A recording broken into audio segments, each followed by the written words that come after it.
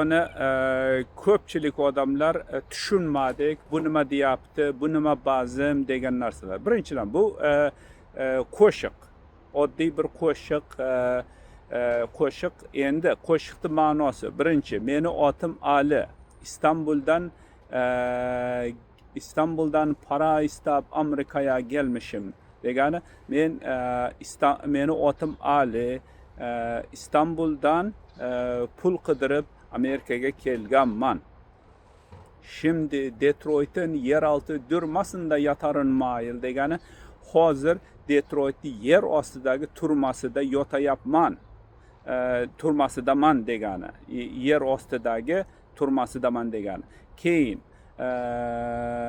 ben atama aitin mashini satsın, beni bu yerdan qurtulsin deganimiz, otamga ayting mashinani sotib meni bu yerdan chiqarib olsin degani. Shu juda oddiy bir narsa. O'zbek tili, shu o'zbek tilini Navoiyni tillarida yozilgan narsalar. Shuni hammangiz tushunmabsiz. Keyin buni olib tashlashim kerak. Bu videoni men Germaniyadan boshqa joylardan telefon qilishdi, olib tashlashdi, darhol talab qilishdi.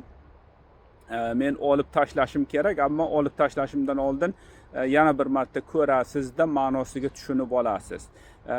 Ma'nosini to'g'ridan-to'g'ri o'zbekchasida meni otim Ali, İstanbuldan kelgan, pul qidirib Amerikaga kelganman.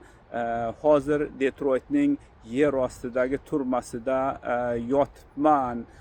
Otamga ayting mashinani sotsin, meni bu yerdan chiqarib olsin. Endi yana keyin videoni olib tashlashdan tashqari bu ba'zi birlar prikolmi nima, prikol degan gap yo'q bu yerda. Prost oddiy bir qo'shiq narsa tayyorlagandik. Anavda parodiyasiga o'xshaydi. Benim atim İsmail, bakuni durmasında yotarinmayil, atama aytin mashini satsın degan qo'shiqlari bo'ladi. O'shanga o'xshagan bir parodiya bu.